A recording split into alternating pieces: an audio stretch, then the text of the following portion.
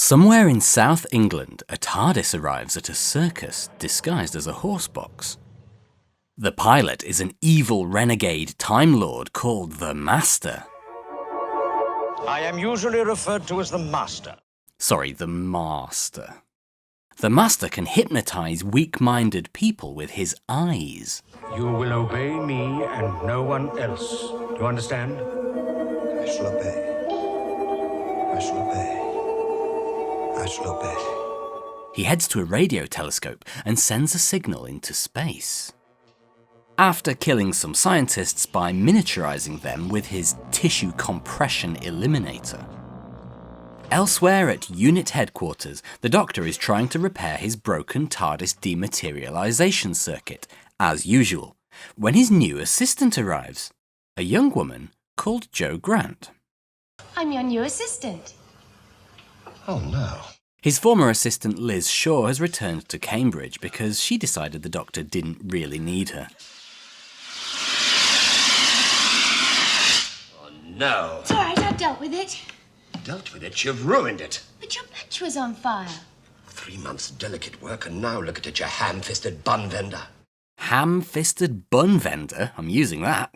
Yes, well, I'm sorry, my dear, but what I need is a scientist. I took general science at A-level. So I'm sure you did, but even so. The Doctor isn't very impressed with Jo because she isn't a scientist. What you need, Doctor, as Miss Shaw herself so often remarked, is someone to pass you your test tubes and to tell you how brilliant you are. Miss Grant will fulfill that function admirably. Jo Grant has an influential uncle who got her a job at UNIT, but the Doctor doesn't have the heart to fire her. I thought you took an A-level in science. Didn't say I passed. It's not long before UNIT finds out about the attack on the radio telescope, and another Time Lord appears to warn the Doctor that the Master is now on Earth. I came to warn you. An old acquaintance has arrived on this planet. Huh? One of our people? The Master. That jackanapes, all he ever does is cause trouble. He'll certainly try to kill you, Doctor. And of course, the Master left a booby trap for the Doctor at the space telescope. Apparently the bomb only explodes if it hits the floor, though. The Master's space message went to the Nestene consciousness, the formless creatures from last season who can inhabit and animate plastic. Death is always more frightening when it strikes invisibly. The Master told the Nestenes that the Earth is still ripe for conquering, and in return for helping them, the Master hopes that they will share their power once they take over. The Master hypnotizes his way into controlling a plastics factory, and anyone he can't hypnotize gets eaten by a plastic chair.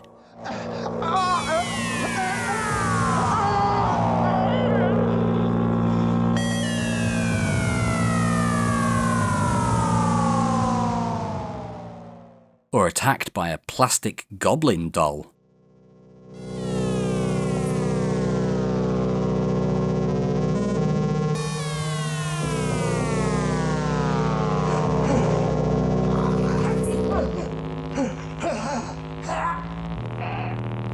John? UNIT and the Doctor scramble to find the Master, and Jo actually finds him. Oh, hello.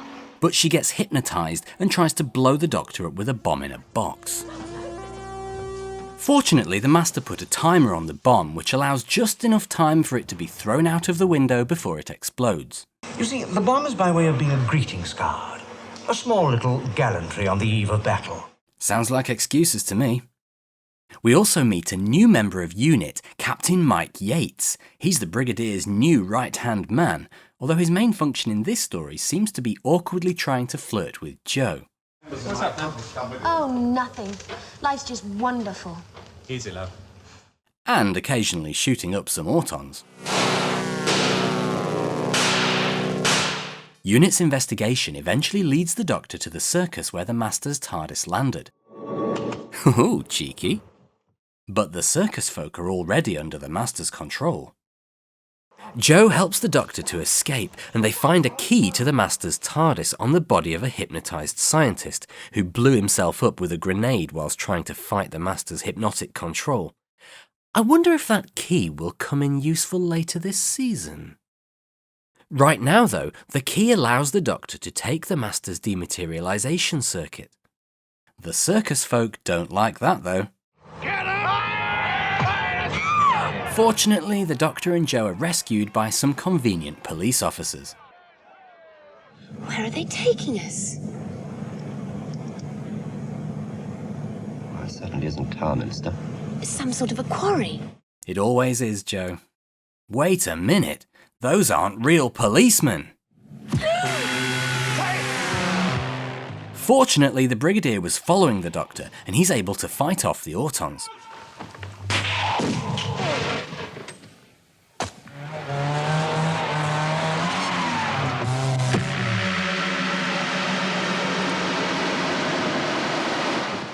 I don't care if you're made of plastic, that has got to hurt. Back at Unit, the Doctor tries the Master's dematerialization circuit in his TARDIS, but it won't work because it's a Mark II, and the Doctor's TARDIS only takes a Mark I. Stupid Doctor. The Master has set another trap for the Doctor, though, by installing an Auton telephone cable in the Doctor's lab. The Brigadier is able to defeat it by unplugging it, though. The Master moves to the final stage of his operation by having Autons with giant heads give out plastic daffodils to members of the public. And the daffodils are, of course, quite deadly.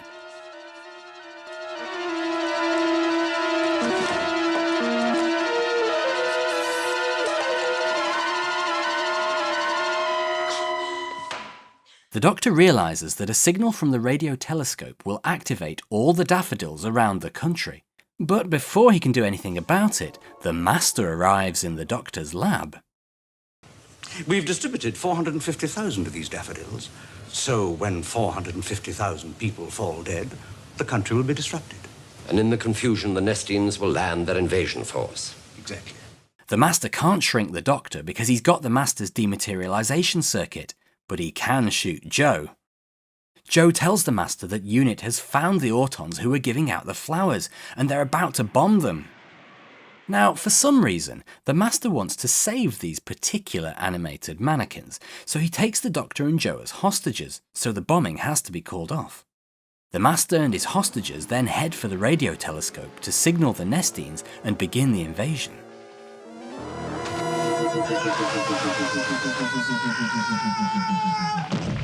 Now, the Doctor points out that the Nestines probably won't want to share their shiny new planet with the Master, and this is obviously something the Master hadn't thought about. We are finished, then you're finished too. Nonsense! I helped them to come here. You really think that thing will distinguish between you and us? The Master has a change of heart, and together he and the Doctor are able to reverse the polarity of the signal, flinging the Nestines back out into space. Unit fights off the remaining Autons at the telescope.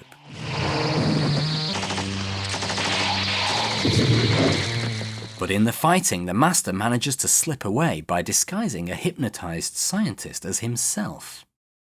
The Master escapes, but without his dematerialization circuit, he is now stuck on Earth too. So I wonder if we'll see him again. Think he'll turn up again, Doctor? Bound to. You don't seem very worried about it. I'm not. As a matter of fact, Joe, I'm rather looking forward to it. The Doctor is visiting Stangmore Prison to check out a new machine invented by Dr. Keller that sucks the evil out of a person's mind, leaving them in a simple, childlike state.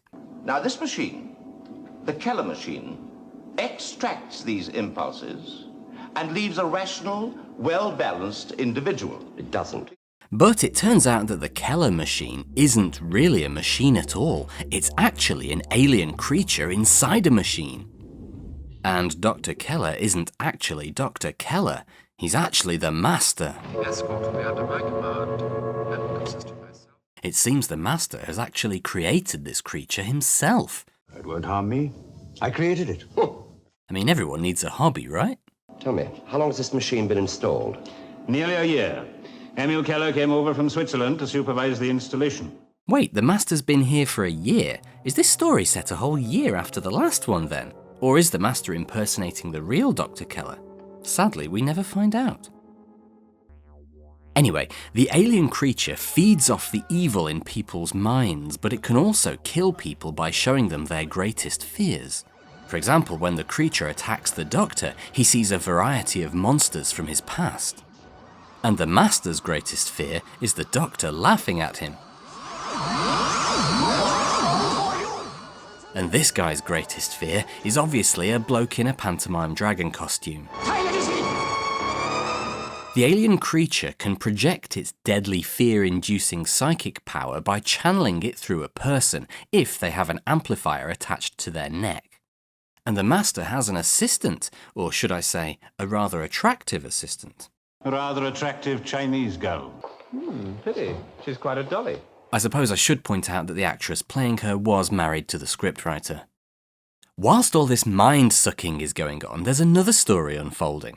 Today just happens to also be the first ever World Peace Conference, and UNIT is in charge of security. And the conference is being held in London, not far from 𝗃𝗃𝗀𝗀𝗀 prison.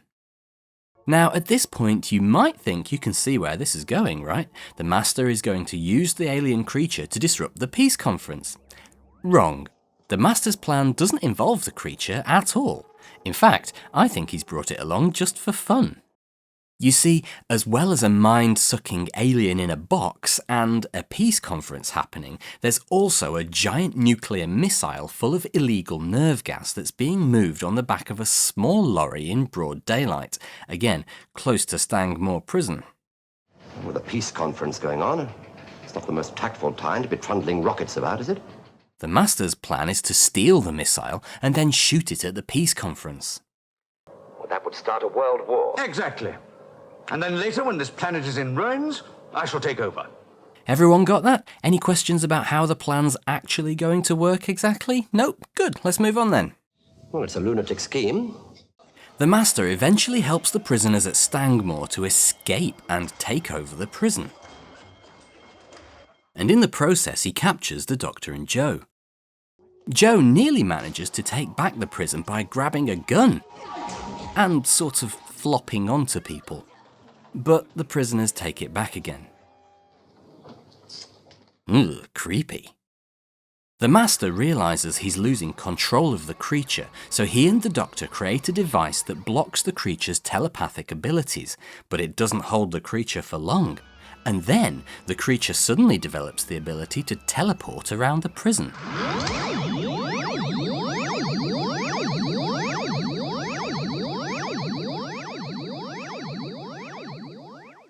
Whilst the Doctor's dealing with that, the Master convinces the prisoners to steal the frankly very poorly guarded missile from UNIT. Fortunately, Captain Yates escapes the missile convoy attack and he follows the missile to the hangar where the Master is going to launch from. He does get captured for a while because he's just sort of lying down in the open right next to the missile, but he eventually escapes and heads back to UNIT HQ. The Brigadier realises something odd's going on at the prison, so he sneaks in and takes it back.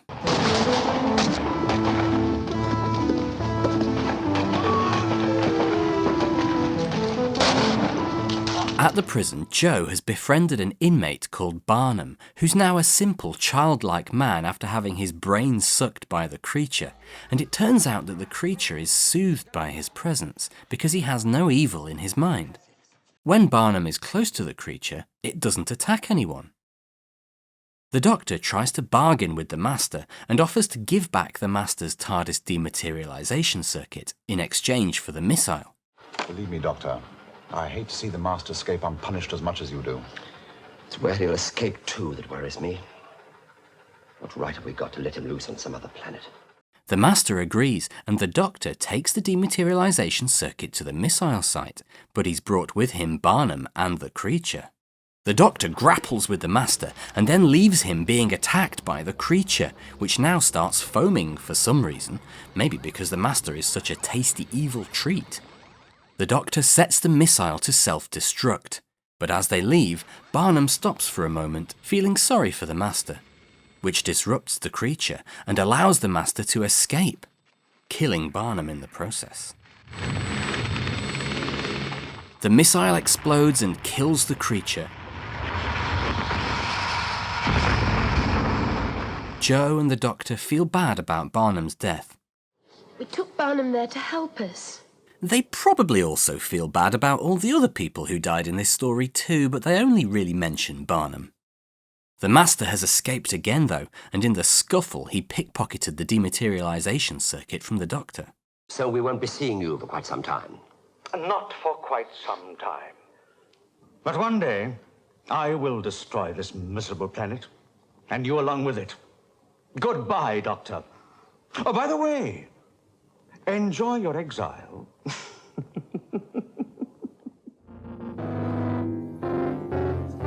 At unit headquarters, the Brigadier is dealing with a visit from an American agent and possible Elvis impersonator, Bill Filer, who is helping Unit to track down the Master. I have our report here, Brigadier. It's classified, I'm afraid, sir. Also visiting Unit is a representative of the British government called Mr. Chin, who doesn't like the Doctor because he doesn't know where he comes from. England for the English, good heavens, man! I have a duty to my country, not to the world! It's not long before Unit's UFO bell rings, though. UFO, sir. Coming in fast. An alien spaceship lands in South England right next to the Newton Power Complex, which apparently supplies power to the entire of Britain. The ship is found by a local man called 𝗵𝗀𝗀𝘁, who already seems to be speaking an alien language.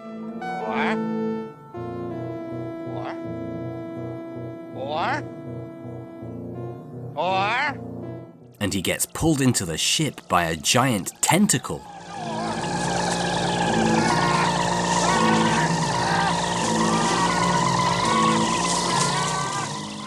Filer is the next to arrive at the ship, but he gets the tentacle treatment too.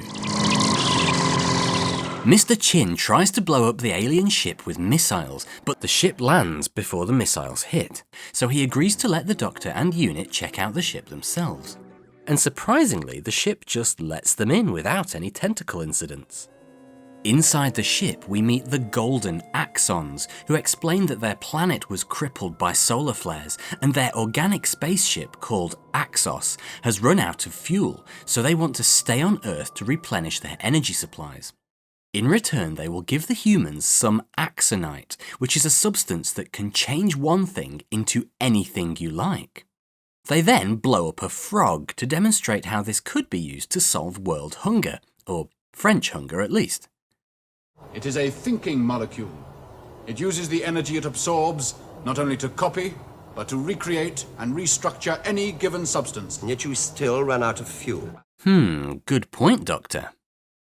Elsewhere inside Axos, the Axons have imprisoned Bill Filer, and he has a cellmate.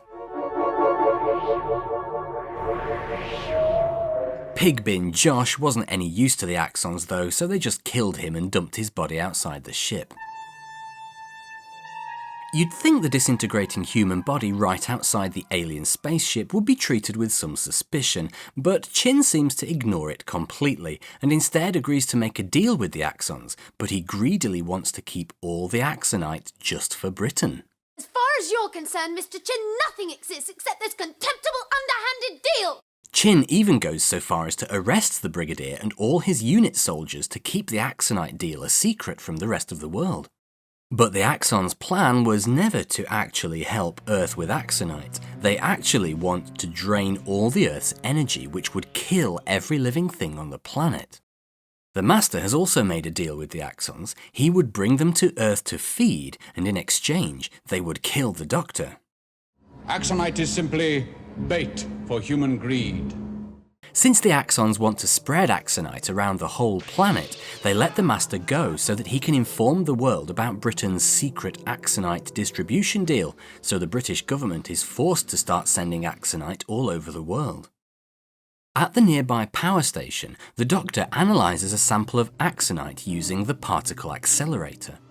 But when the Doctor accelerates the axonite past the speed of light, not only is he completely breaking the laws of physics, but he also causes the axonite to begin its nutrition cycle early, and it starts absorbing energy. And people.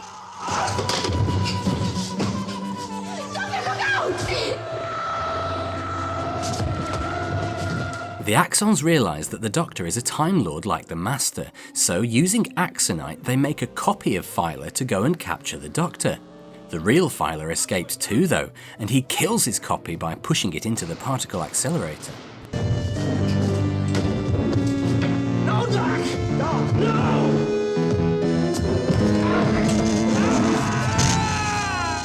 Take that, Elvis impersonator. Axos then sends some Axon spaghetti monsters to capture the Doctor and to retrieve the activated sample of Axonite. Inside Axos, the Axons threaten Joe with rapid aging to force the Doctor to give up the secrets of time travel. Joe! No! Joe! No! Stop! Stop! I don't know what the Doctor actually told them, but the Axons think they just need a large enough power source to initiate time travel and conquer the whole of time and space, so they send spaghetti monsters to the nearby power plant to absorb all the energy from the reactors. But the Brigadier and Unit break out and try to fight off the spaghettis.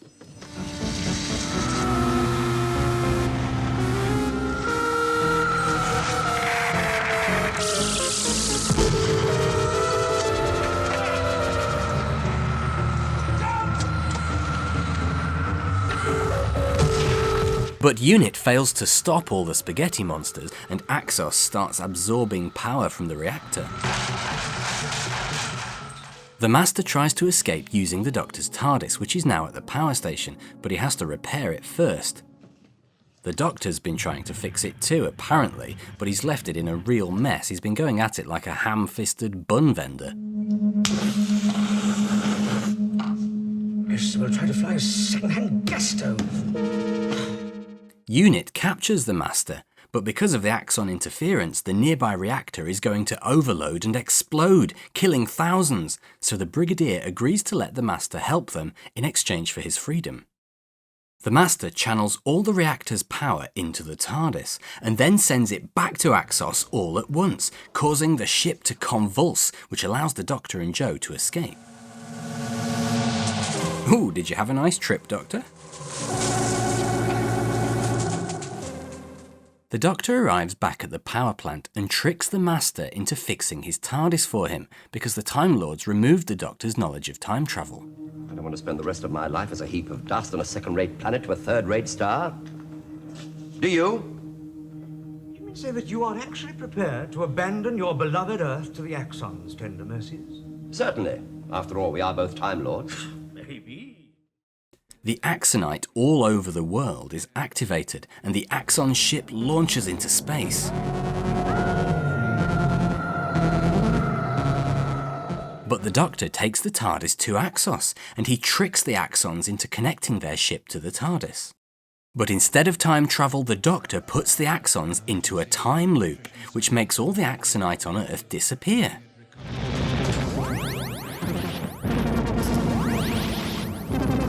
The Doctor just manages to break free of the time loop himself, and the Master escapes to his TARDIS. The Doctor then arrives back on Earth just as the particle accelerator blows up for some reason, but the power plant and Earth is now safe. You came back of your own accord? Well, Doctor? No, I'm afraid not. No, obviously the Time Lords have programmed the TARDIS always to return to Earth. It seems that I'm some kind of a galactic yo-yo. The Master has stolen one of the Time Lords' reports about a doomsday weapon on the planet 𝗀𝗃𝗃.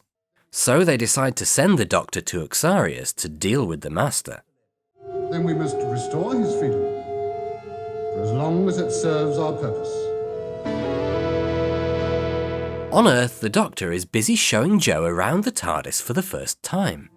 It's bigger inside than out. Yes. That's because the TARDIS is dimensionally transcendental. What does that mean? It means that it's bigger inside than out. When the Time Lords cause it to dematerialize.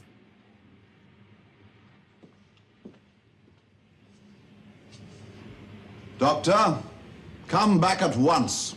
The Doctor and Joe arrive on 𝗀𝗃𝗃 and meet some local colonists from Earth who are struggling to grow food. But unless things improve radically, you're in grave danger of starving to death. The Doctor can probably help, though. Are you some kind of scientist? I'm every kind of scientist. 𝗀𝗃𝗄𝗃 is also home to a race of primitive aliens who steal the TARDIS. The colonists are quite friendly with the primitives, but there's a lot of tension on both sides. Robert, we can't keep feeding these savages. We've got to keep on good terms with them for our own safety. And that tension only gets worse when an 𝗃𝗻𝘁 spaceship arrives.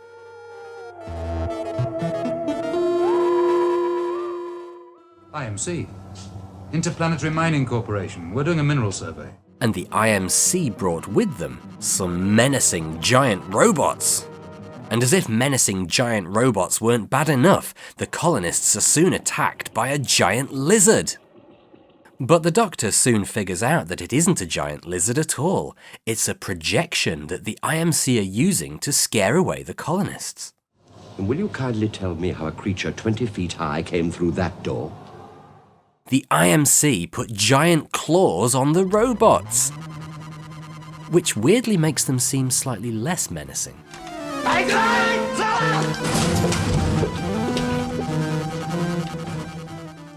The 𝗃𝗻𝘁 wants to get rid of the colonists so that they can have the planet all to themselves, so that they can strip mine it for a valuable mineral called duralinium. You know how the Earth needs that mineral. Earth or your corporation's profits? What's good for IMC is good for Earth. The heartless 𝗃𝗻𝘁 will stop at nothing to make profit. Although they could probably save paper by putting that on the screen. Joe and one of the colonists sneak on board the 𝗃𝗻𝘁 ship to find evidence that the 𝗃𝗻𝘁 is behind the lizard attacks, but they get discovered and chained to a bomb in a cave. Joe knows how to get free, though. Well, I took a course in escapology once. Why would you take that course? I mean, was she planning on getting captured a lot? Maybe the Doctor recommended it to her. Unfortunately, Joe gets kidnapped again, this time by the primitives, who aren't too happy about the whole bomb in a cave situation. The Doctor doesn't mess around when Joe's in trouble, though.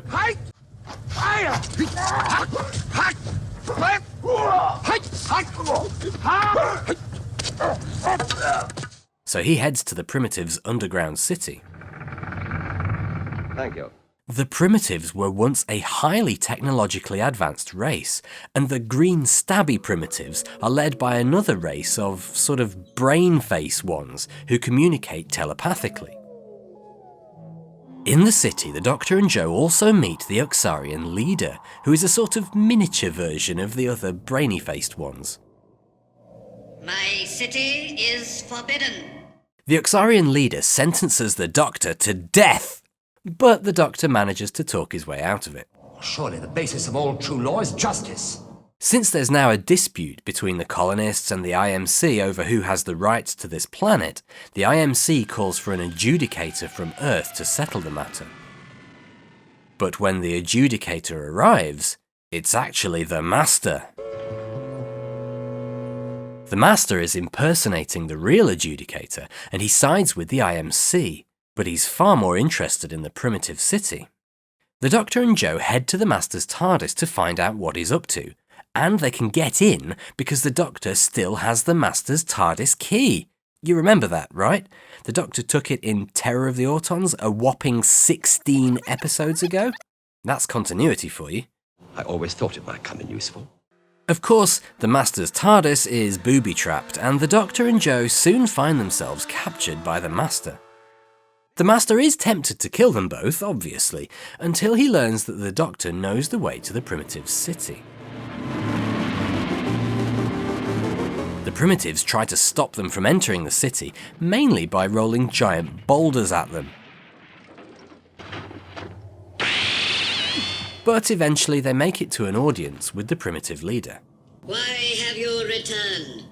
Long ago, the Primitives made a doomsday weapon, capable of destroying entire planets.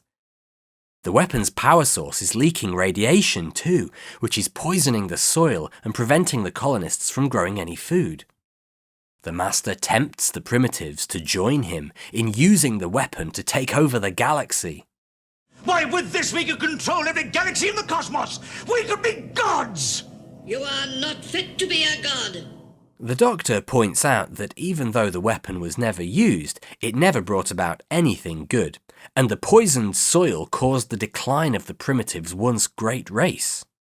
The weapon has only brought death, and yet he wants to spread that death throughout the galaxy. Unless you destroy this weapon, sir, he will use it for evil. The leader sides with the Doctor and agrees that the weapon should be destroyed, and he asks the Doctor to pull the self-destruct lever, probably because he can't reach it himself. The Primitives' city is destroyed along with the weapon, which apparently kills all the Primitives who live there. Bit harsh, really. It's a shame they didn't, evacuate or something. As he was leaving, the Doctor cleverly dropped the Master's key outside his TARDIS, so when the IMC come looking for the Adjudicator, they're able to get in and rescue Joe. Back at the colonists' dome, the IMC have ordered the colonists to leave the planet, knowing full well that the colonists' spaceship is now so old that it'll probably explode when it tries to take off. The IMC ship leaves the area to avoid the explosion, and the colonists' ship tries to take off. It's a colonist spaceship. It made it!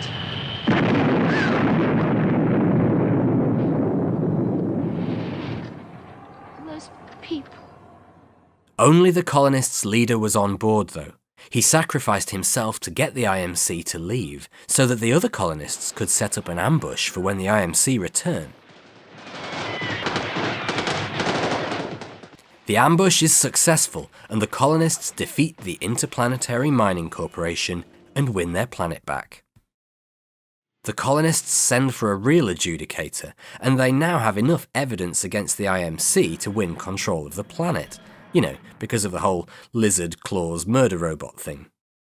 The colonists conveniently find the TARDIS stashed in a nearby house, so the Doctor and Joe quietly slip away and arrive back on Earth just a few seconds after they left. Well, that was a short trip. You'll never get that thing working properly.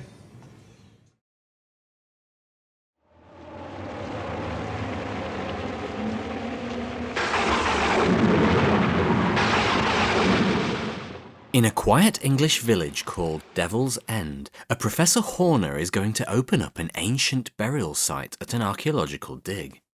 He's expecting to find an ancient tomb filled with treasure, but the local white witch, Miss Hawthorne, disagrees with him. This man is tampering with forces he does not understand. Oh, come on now. In fact, many people think that the devil himself is going to be released when the tomb is opened.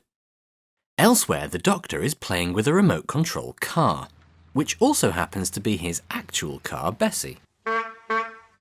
Joe thinks it's magic, of course. Everything that happens in life must have a scientific explanation. The Doctor hears about the dig and heads to Devil's End to stop Professor Horner, but mysterious forces are at work to delay him. And the locals aren't very helpful either. I am no sort of chap, sir. Forgive me, but I thought, well, the costume and the wig, you know. Wig? Speaking of locals, there's also a new vicar in the village. What can I do for you? The Doctor arrives at the dig site too late, and at midnight on the eve of the occult festival of Beltane, the Professor breaks through into the cavern. A freezing cold wind blows out, killing the Professor and freezing the Doctor solid. Captain Yates and Sergeant Benton see this happening on TV, so they jump in a helicopter and head to Devil's End. Possibly the worst GP in the world declares the Doctor dead. Too late, I'm afraid. He's gone, just like the Professor. And then he decides to check for a heartbeat, which he finds immediately.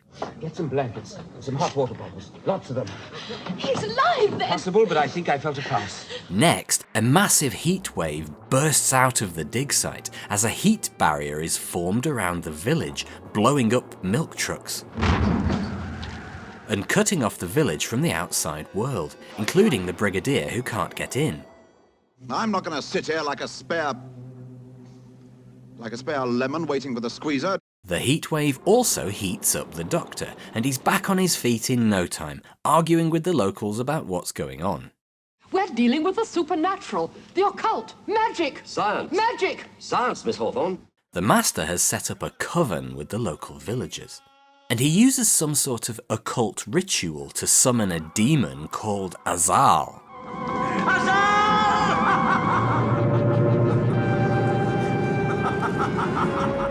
Now, 𝗲𝗀 might look and act like the devil, but he's actually an alien. About 100,000 years ago, the Dæmons came to Earth in a spaceship and started experimenting on the primitive humans by passing on their knowledge. 𝗲𝗀 is the last of the Dæmons, and unfortunately he sees the Earth as a failed experiment. My race destroys its failures.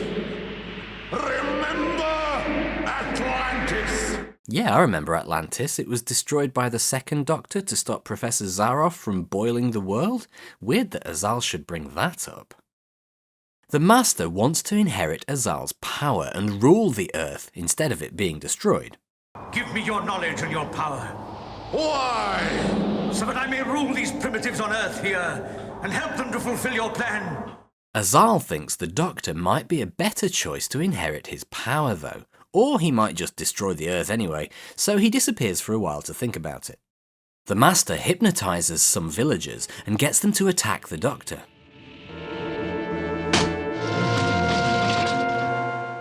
And any villagers he can't hypnotize, he either blackmails them. Has your wife come back from her sisters yet? Will she ever come back, do you suppose?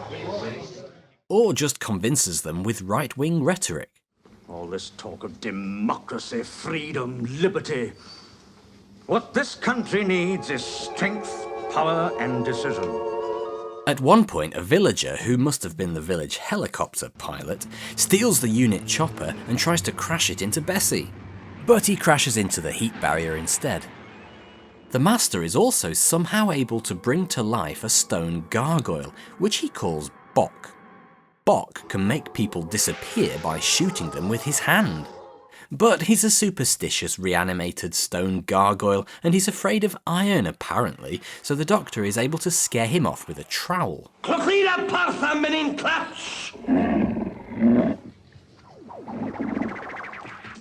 The Doctor instructs the Brigadier's top science guy, Sergeant Osgood, how to build a machine that will get them through the heat barrier and into the village. Reverse the polarity.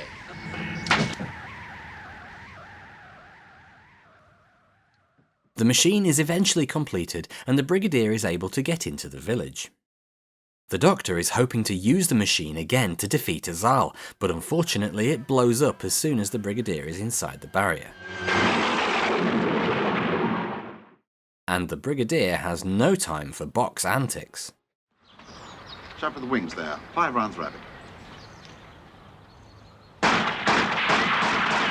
Now, Joe, for some unknown reason, decides to sneak away from Yates and Benton. I must get to the cavern! And head to the crypt beneath the church, where she knows the Master is performing his satanic summoning rituals. There's no logical explanation for why she does this, although she did hit her head earlier when the Doctor turned a sharp corner in 𝗵𝗀cie. Obviously, the Master captures her and attempts to turn Joe into a human sacrifice. The Doctor tries to get to the crypt, but he decides to walk through the middle of the village Morris dancers, who decide to tie him to the maypole. And then, just when you thought things couldn't get more bizarre, a man who's made a chicken costume out of a newspaper convinces the villagers to burn the Doctor alive. Miss Hawthorne and Sergeant Benton save the Doctor though, by telling the villagers that he's really the great wizard 𝗃𝗃𝗄𝗃. You choose to mock the great 𝗃𝗃𝗄𝗃?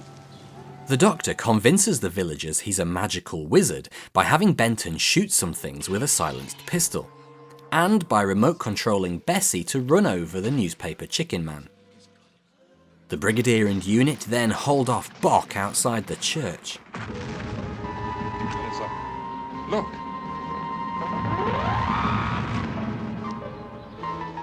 The Doctor heads into the crypt to stop the Master from using Joe as a virgin sacrifice, a role that I'm not sure Joe is entirely qualified for. Anyway, the Doctor points out that 𝗁's interference with mankind has not been helpful. Thanks to you, man can now blow up the world, and he probably will. He can poison the water and the very air he breathes. He's already started. He can... Enough! Is man such a failure, then? Shall I destroy him? No! A strong leader can force him to learn! 𝗁 sees that the Doctor is wise and chooses to give the Doctor his power instead of the Master. But the Doctor refuses the gift. You refuse my gift! Of course I do. Don't you understand? I want you to leave. I want you to go away and give man a chance to grow up. So 𝗁 decides to kill him instead. But Joe jumps in the way and offers to die instead of the Doctor. 𝗁 doesn't understand why Joe would do this, so he gets confused. This action does not relate! And for some unknown reason, being confused causes him to explode.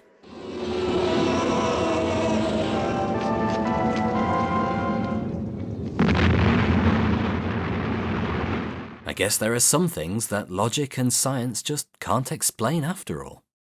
The Master is then finally captured by UNIT and taken away to prison under maximum security. And all that's left to do is for everyone to have a dance around the maypole. Sergeant, we must do the fertility dance to celebrate. Oh, Benton, you stud. Come on, Doctor.